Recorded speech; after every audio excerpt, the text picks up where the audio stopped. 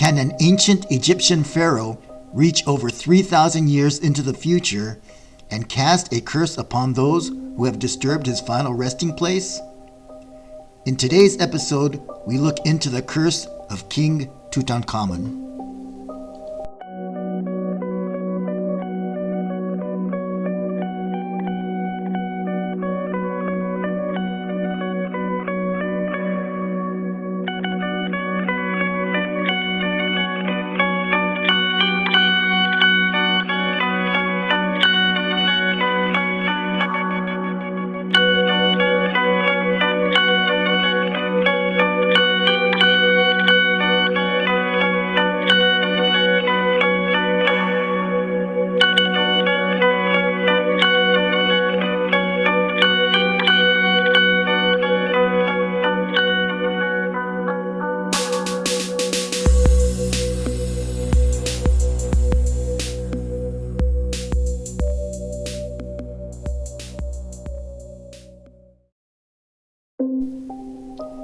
English aristocrat George Edward Herbert, 5th Earl of Carnarvon, or better known as Lord Carnarvon, and Egyptologist Howard Carter are the main players connected to the Curse of Tutankhamun.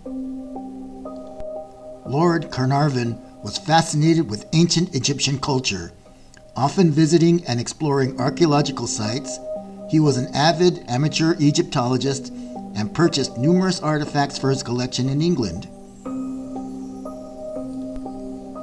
In 1907, Lord Carnarvon undertook sponsorship of an expedition to excavate tombs of Egyptian nobles. The site was located near the city of Thebes. Carnarvon hired Howard Carter to supervise the expedition. Carter was an accomplished archaeologist working a number of years for the Egyptian Antiquities Service. He is credited with pioneering modern excavation and cataloging techniques and headed a number of archaeological expeditions for the Antiquities Service. In 1914, Lord Carnarvon received permission to dig in the Valley of the Kings. Howard Carter was once again appointed to lead the expedition. Many significant discoveries had already been made in the area. However, all the tombs that had been discovered up to that point had previously been ransacked and plundered by grave robbers. Carter systematically searched the valley, hoping to find a tomb that may have been overlooked. However, soon after the expedition started, work was interrupted by the outbreak of World War I. Carter spent the war years working for the British government as a diplomatic courier and translator. After the war ended in 1917, Howard Carter eagerly returned to the Valley of the Kings to resume the expedition. Years of searching, however, yielded little results. Lord Carnarvon began growing impatient and was considering withdrawing his funding for the project. Then, on November 24, 1922, Carter's team discovered the sealed entrance to a tomb. The entrance appeared to be intact and undisturbed. Excitedly, Howard Carter sent word to Lord Carnarvon back in England, informing him of his discovery. Upon hearing the news, Lord Carnarvon, accompanied by his daughter, Lady Evelyn Herbert, immediately returned to Egypt, arriving at Luxor on November 23, 1922.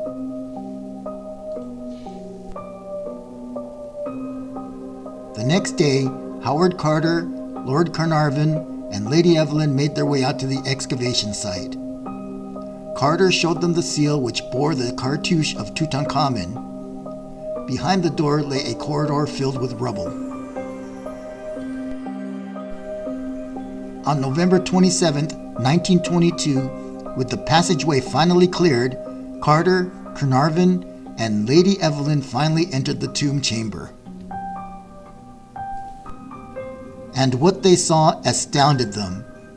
The tomb had remained intact, and what was inside exceeded their wildest dreams. The chamber was packed with artifacts, antiques, and treasures. This was truly an Egyptologist's dream, and beyond the main chamber were other rooms filled with treasures and artifacts.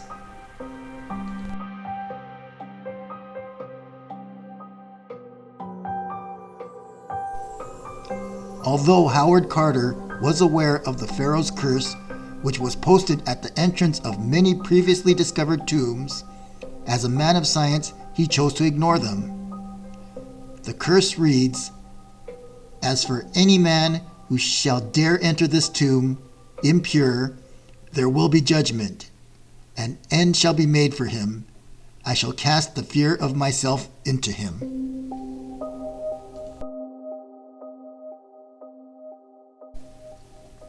On April 5th, 1923, 4 months after the opening of the tomb, Lord Carnarvon died from a mosquito bite which had become infected. The cause of death was listed as blood poisoning. His was only the first of a string of deaths attributed to the Pharaoh's curse.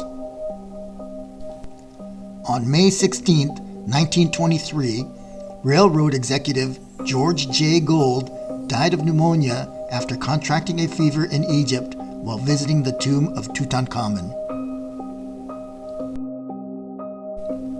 On July 10, 1923, Prince Ali Kemal Bey of Egypt was shot to death by his wife. The prince was an invited dignitary at the official first public viewing of Tutankhamun's tomb.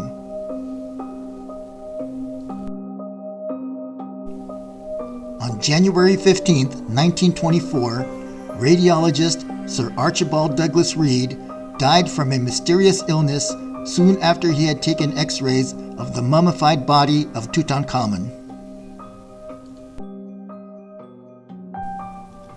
On November 19, 1924, Major General Sir Oliver Lee Stack, the British-appointed Governor-General of Sudan, was assassinated in Cairo shortly after visiting the tomb of Tutankhamun.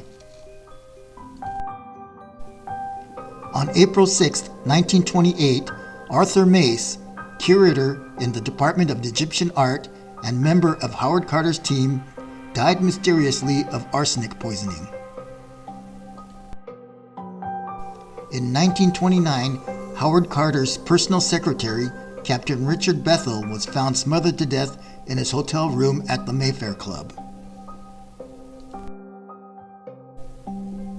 Despite all the deaths related to the curse, Howard Carter continued to dismiss the notion that the Pharaoh's curse had any connection to them. However, in 1926, written in his own diary while working at the archaeological site of Tutankhamun's tomb, Carter writes that for the first time in 35 years of working in the sands of the Egyptian desert, he saw a jackal, the same type of jackal that is depicted as Anubis, the Egyptian god of the underworld. The entrance of Tutankhamun's tomb was guarded by statues of Anubis. 12 years later, on March 2, 1939, Howard Carter died of Hodgkin's disease.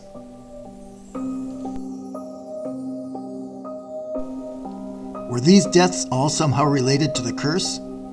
Skeptics are quick to point out that many who have visited the tomb have never suffered any ill effects at all. Lady Evelyn, who was one of the first ever to enter the tomb, went on to live another 57 years.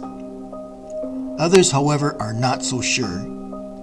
Whether real or not, the curse of King Tutankhamun still remains a mystery to this day.